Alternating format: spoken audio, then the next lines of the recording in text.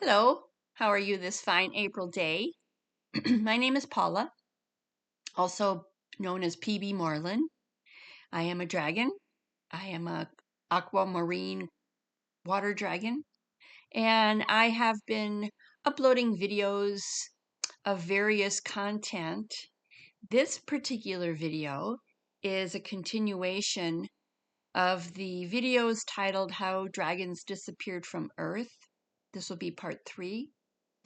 And so if you have not watched part 1 or 2, I would go back, I'd pause this video and go back into my videos. And I do have them in playlists. And these videos are in the playlist, the playlist titled Blue Flames Rising. And so I'm going to just start off to read to you from this chapter. And there is an old queen who is the dragon of the elemental realm, and she's speaking to a group of star beings, galactic beings, and they are referring to characters in these conversations that are characters from all 4 books. You've met these characters in book 1, Illuminating Crystal, and I do have videos posted while I read from that book as well, Illuminating Crystal. And you'll find those videos in the playlist entitled Illuminating Crystal. So I'm just going to jump right in. I hope you're all well today and you are in the mood for a story. So just sit back, hope you grab a cup of tea, grab a cup of coffee, have your feet up, and I will continue with the story from Blue Flames Rising. And what I do usually, excuse me for interrupting my beginning, I usually read the last chapter, I keep saying chapter, the last paragraph that I left off with, and then I will continue from there, just to kind of refresh your memory. The old queen ponders the notion, then gives a quick nod. She had to admit the sisters' connection was indeed strong, and things did turn out as foretold, but it didn't excuse the fallen one's actions. Her interference was problematic, to be sure, but not enough to stop what was meant to be. And Deloria was most effective after the Grey's minions found the sisters when they were very young, adds Deloria. He tried destroying them, but she and another intervened, and it was she, shall we say, who albeit unknowingly gave life to the magnificent white lion who has watched over Crystal and Akasha since they were very young. The dragon lowers her voice. Let's not forget, Deloria not only interfered with many lives, but it was she who betrayed the contract and compromised the blue crystal. Her now violet eyes traveled to the soldiers standing across the room, then slowly back to Elandra. She betrayed all of us by calling on one not qualified to look into the vault, thus unleashing the darkness. She was easily swayed, was she not? I'm going to make an interjection here, pulling away from the story for a quick second. She is referring to a situation that readers encounter in Book 2, Crystal Blue Sky. And so I don't mean to confuse you, because me as a reader, I don't like being confused. But just settle back and know that you can continue following along in the story without having to know every particular detail.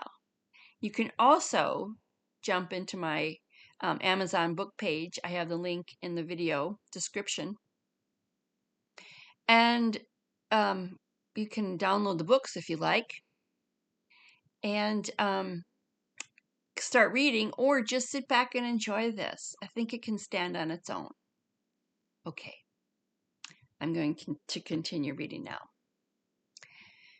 She betrayed all of us by calling on one not qualified to look into the vault, thus unleashing the darkness. She was easily swayed, was she not? She had no choice. Elandra's soft eyes lift and sweep over the other star mothers. She was bewitched by the evil Dark Lord. We all know this. It could have been any one of us. Elandra sweeps her arms wide. She has been trying to redeem herself. By interfering with nature's order of law? You know what happens when mankind's free choice is interfered with. The ancient dragon takes another deep, calming breath, shaking off long buried memories of pain and suffering that no longer serve her. They called for her sage advice, not her temper. She taps a long talon on the warm tile floor. Suddenly she stops tapping and snaps her head around, staring once again at the star beings Elandra just referred to as star mothers, for that is what they are. She's finally realized the problem she sensed earlier. There should have been 13, counting Elandra, but there were only 12. The old dragon raises her eyebrows, surprised, then shakes her head slowly. The missing star being was Deloria. A great deal has happened. Some expected, some not, she finally says. Deloria's duplicitous acts will be used against her, Elandra. She has interfered too often not to go unpunished. When the mother and father of the male shaman find her, there will be much retribution. On that note, has Akasha encountered the male? Yes, replies Elandra. However, she hadn't awakened her powers yet, so she didn't feel an attraction. He did, though. He saw her wings and felt a familiar pull. So I'm stopping once more. This is referring to Adam, who is the male shaman. He's the male aspect of Crystal, who's the female shaman, female warrior. And Akasha is referred to by Elandra with that name, who is Claire, Crystal's sister. And Claire has her own unique skill set, although she is not quite awakened to it yet. And when she encounters Adam in book 1, he notices something very special about her that nobody really understands yet in book 1. So that's what they're talking about when Elandra explains that he saw her wings and felt a familiar pull. The old dragon suddenly has another realization and turns slowly to the otter. It was you who was supposed to have looked into the tomb. Is that correct? The otter nods slowly, his eyes deep pools of sorrow. Where is the one who did? The otter looks away and the other soldiers offer no response. Elandra finally offers, he is deep in shadow. This is problematic, says the ancient dragon, once again gazing at the figure on the faraway wall. She nods as if she's agreeing with something before turning her attention to the star beings gathered in their group around her. She eyes each one, her gaze calculating.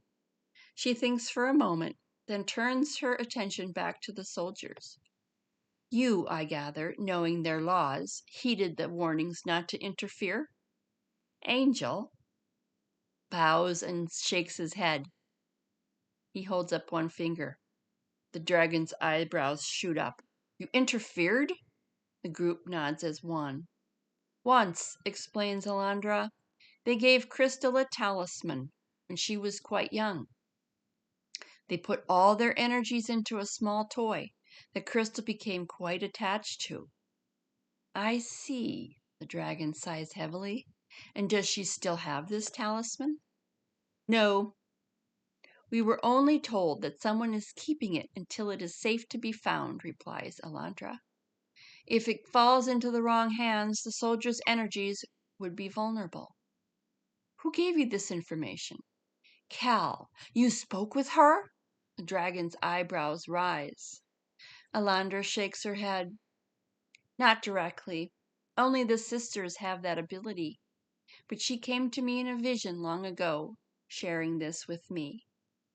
And I'll just give you a hint as the reader who's following along right now, that Kel is a beautiful white bird. She has been introduced in book 3, Little Blue Star, and she might have visited the readers in book 2. I don't remember, but she is introduced as Kel, and she's very important to this series because the series, the Whitebird series, is in honor of Kel. And she's got many different roles as the story unfolds. And so when they refer to the sisters, they're talking about Crystal and Claire. Oh, excuse me. Claire. Yeah, Crystal and Claire. Sorry, get distracted by so many names. So I'll continue. Do you know where Kel is? The queen asks Elandra after considering the woman's response. Elandra shakes her head. We know she is near Earth's physical realm because the Grey's evildoer used her for his own gain. She had become vulnerable by giving up 7 of her sacred feathers to Crystal. He then tricked Crystal and stole one of the feathers, using it to betray Kasha, and he used it to put Kel behind bars. The old dragon's eyes became black diamonds, and she begins to rise, lips snarling. Betray the witness and put Kel behind bars, you say? He has gone too far. She is goodness itself. She wasn't held prisoner for long, Elandra adds quickly, patting the air with her hand. The old one's temper was one she would need to pay attention to. This is how... I'm going to stop because I don't want to read this part and give something away. So, one moment. The dragon nods in understanding of the story shared with her and takes a deep breath before turning to the soldiers. You have done well, and your comrades must follow your lead. Are they ready? They nod earnestly. And remember the soldiers you meet in book 1, and they surround Crystal and have given her some special qualities so she can walk through the different dimensions of Earth. You must continue to stand strong and protect the twin shamans at all costs, says the old queen, for they need to complete their journey much sooner than planned. She blows out a sigh and shakes her head. For whatever the reason, the fact of the matter at hand is the Grey is stirring, and much sooner than expected. Kel has returned to the physical realm, Akasha has found her powers, and Earth is vibrating much faster due to the shaman's success. Therefore, she purses her lips and gives a brisk nod, her eyes now bottomless pools of blue. The portals can now open to send the signal. Elandra gasps. But it is too soon, she cries. The signal for ascension is not due until the triad of the 2. The twins need more time to unveil the other ancient tribe's secrets so humanity can take back their powers that are by birthright theirs. She steps closer to the old dragon, her elegant brows drawn with concern. If the signal is sent to Sirius before they have met with each tribe, the Grey will... Elandra drops her eyes, soft voice trembling, take too many for his own. The ancient queen is quite surprised at this display of emotions bubbling off the star being she remembers as being so serene. Obviously, she has been spending a great deal of time with the humans, she thinks to herself. Be careful not to be seduced by the humans' drama, Elandra. Once you are, it is nearly impossible to pull away. And remember, her eyes flash, not all humans will be worth saving. Elandra clasps her hands in front of her, nods her head slowly, and steps back. Of course, her old friend is right. And as you say, continues the dragon, I do know this, but we must remember the opening of their new world isn't necessarily an exquisitely timed process. The timing can change with the consciousness change. The ancients based their universal calendars on the pulse coming from the galactic center. These calendars not only measure time and space, but consciousness as well. Evidently, her gaze travels around the room. This gateway is to a higher level of manifestation is at hand, and the signal will happen sooner than the ancients prophesied. Already, the quotient has begun to change and shift in favor of the light. But to keep the gray from taking what is not his to take, a great deal more light will be needed before he awakens. She thinks for a moment, her brow creasing in thought. With great surprise, I sense that many humans have already received the signal to start their personal ascension. Earth and humanity have made their choice and are rapidly transitioning to a new state of time and space and self. Her now turquoise blue eyes twinkle. Many old souls, compassionate souls, have awakened to their true potential and are now in charge of their reality. They are kind and compassionate, patient and slow to anger, and tolerant of all belief systems. They do not feel that theirs is the only belief and have learned that survival is unification, not separation. Many have adopted these attitudes and are true standards, but many will need to adopt more. But, she holds up one long talon, we also know that when the light gets brighter and human consciousness begins to vibrate higher, the dark and lower vibrations often rebel. These unevolved, low vibration humans cannot see and understand high consciousness energy. They will indeed lash out. Elandra offers, we've witnessed the ramification of this consciousness shift upon many not equipped to handle it. The intense energy is taking a toll on both their emotions and their bodies. Their thoughtless ways and brutal acts are intensifying. Elandra lifts her hands and lets them fall. The dark, corrupted energies have influenced their bloodlines for so long they cannot see above themselves. Many continue to harm Gaia, as they are trapped in an old energy system of ugly corruption, greed, and hatred. There is yet a staggering amount of low vibration energy humans who continue to wield power and influence those who cannot think for themselves. Their thoughtless destruction of Earth and their hateful acts towards those they do not understand provokes and empowers the gray. The dragon nods, appreciating the woman's efforts to stay balanced. This is the age-old battle, and the galactic battle continues, Elandra. As foretold, things are coming to a head. The evolution of the human condition is at hand. They did not destroy themselves as foretold by a nuclear power, but rather the humans changed the course and decided to stay, continuing their love affair with Gaia. The dragon sweeps her eyes around the large room. As we'd hoped, this magnificent planet has graduated and is entering the age of Aquarius, the beginning of the great cycle of peace. Like she's done many times before, Gaia is ending her 26,000-year cycle through the galaxy, and at no other time in her history has she taken a loop into this part of the universe with humanity upon her back. We know what happened to mankind 13 years ago in Atlantis, halfway through the cycle when they had an opportunity to evolve, such as the one they are experiencing now. They were not ready, but now they are. The old dragon shakes her head, groans, and shifts to her feet, turning around to find a more comfortable position. Settling down, her eyes widen with surprise when she notices the daggers of light bouncing off her shimmering scales. When the light ceases to dance about the room, she continues. When Earth passes through the dark rift at the end of her 26,000-year loop through the galactic center, those who have embraced the illumination will receive all the gifts promised to them. They will attain their birthright as caretakers of Earth and understand their true nature as star beings. The others, she yawns loudly, surprising herself. Well, they will not sleep well, as their dreams will become most unpleasant.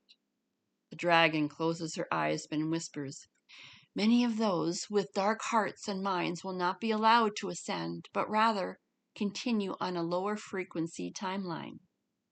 She blinks and shakes her great head, realizing she is becoming very tired. What is most important now, she continues, is not to lose sight of how few high energy humans it will take to tip the scales in mankind's favor.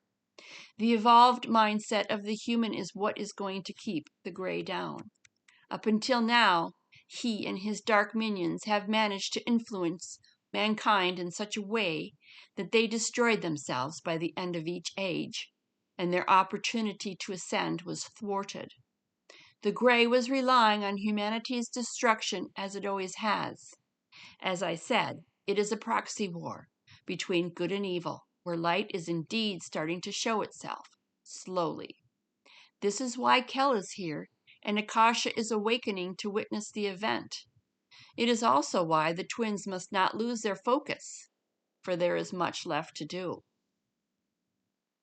Can they change this attitude in time? Asks Elandra. Even though the star shamans have succeeded with each mission, the damage and destruction low-energy humans have done to this planet might be beyond repair. The ancient dragon groans softly, shifting her weight again, but slowly this time, knowing the visual discomfort her audience has endured. It would appear to some that your fears are indeed founded, Elandra, but remember, love is quiet, and it is patient.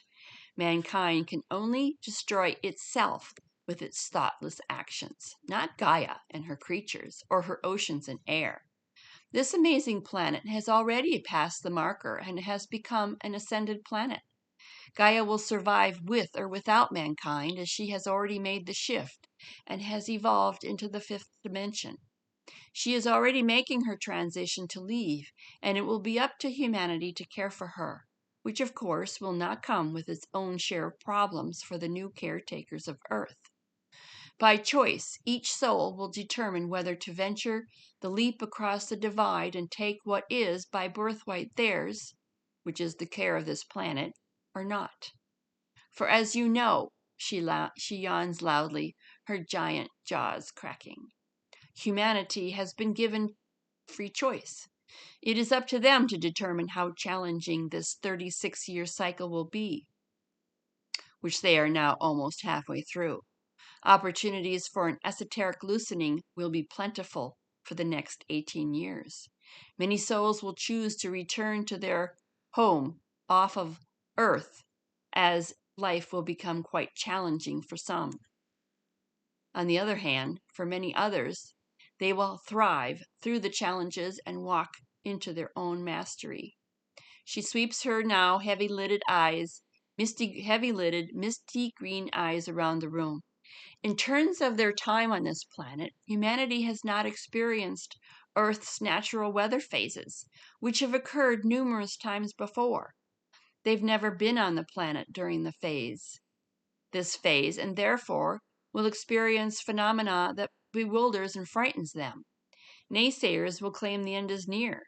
They will claim Earth is dying, for they have never witnessed Earth's natural evolution and its subsequent erratic cycle of weather, which they definitely did not cause, although they will assume they have because it is what humans do.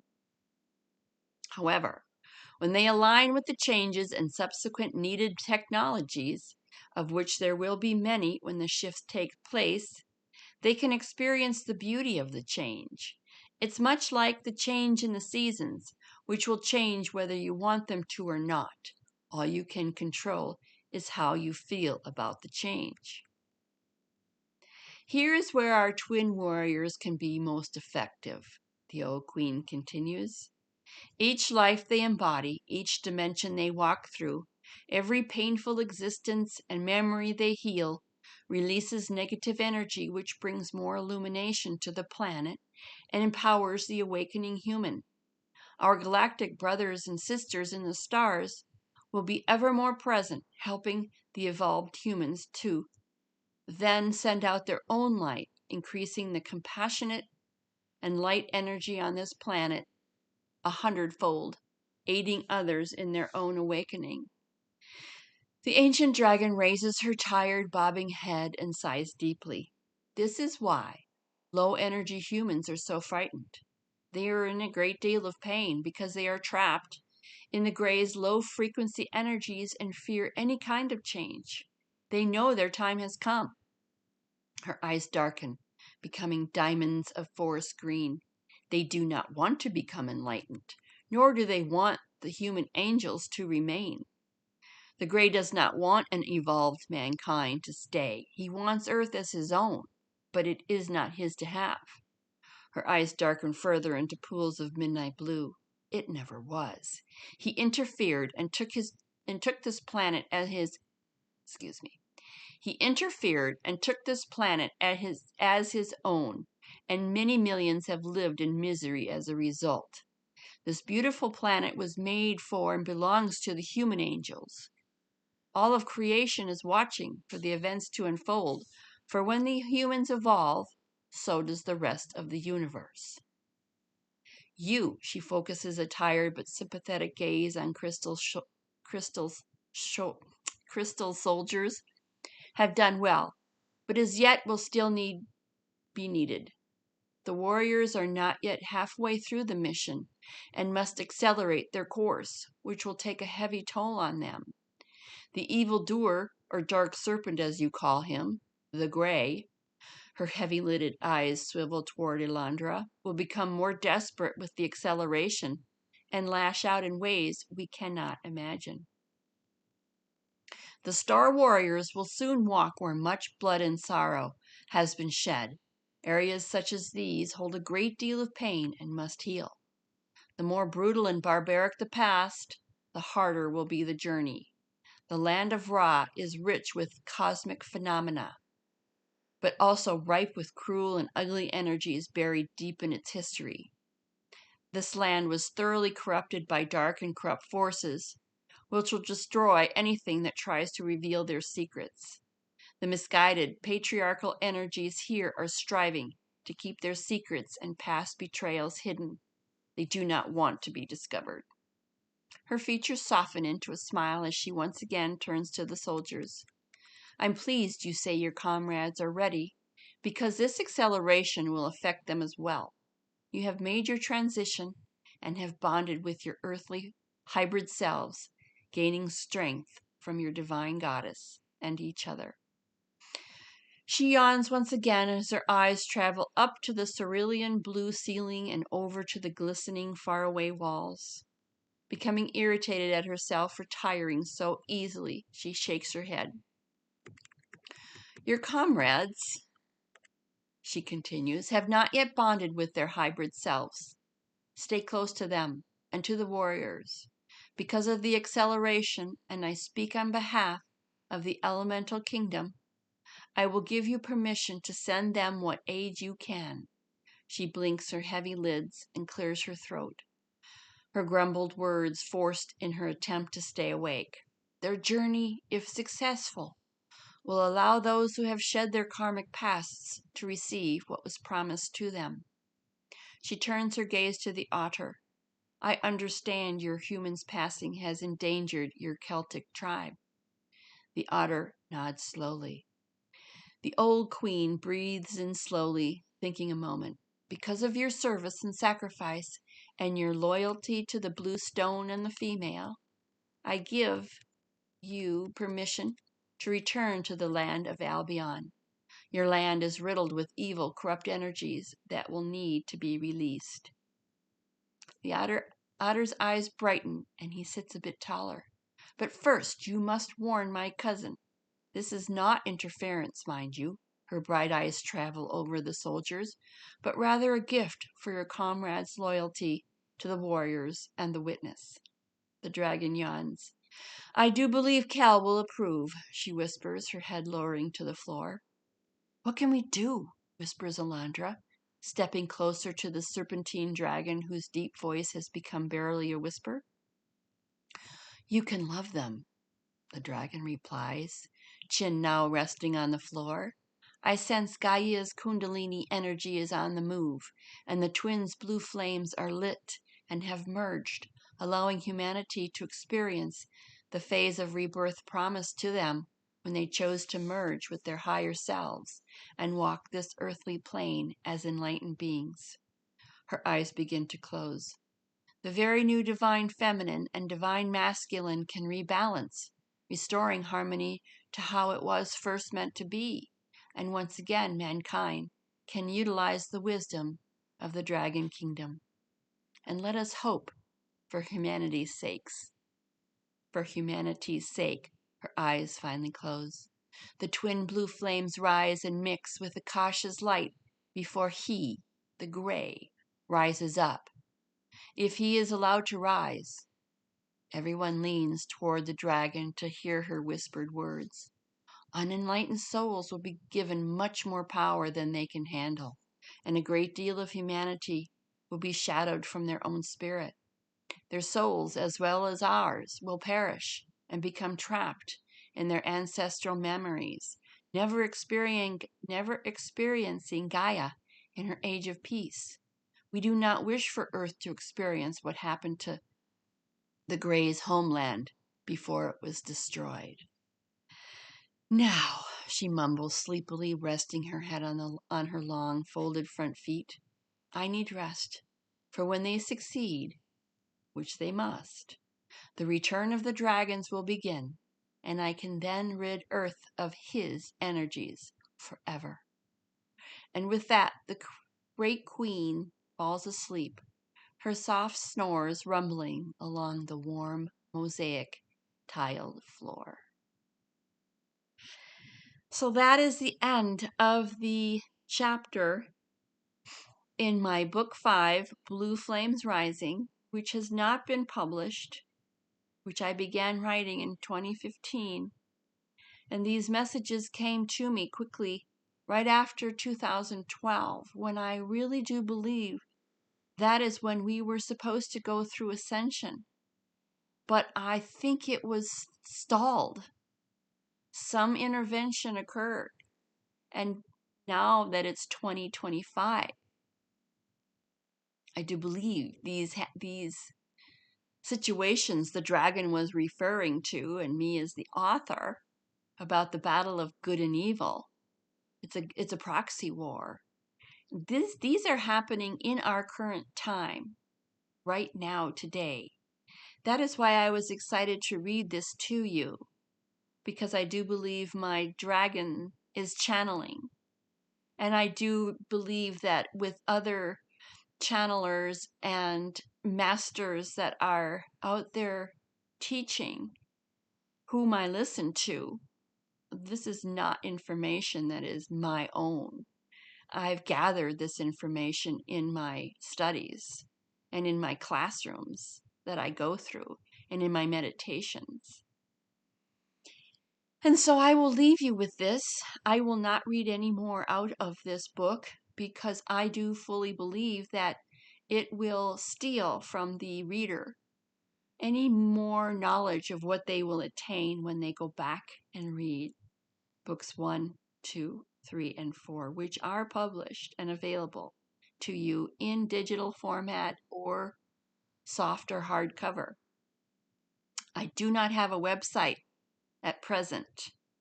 I stepped away from my website for a while, but I am in the process of building a new one, and I will surely tell you when that is up and running, and I will have other ways for you to purchase my books.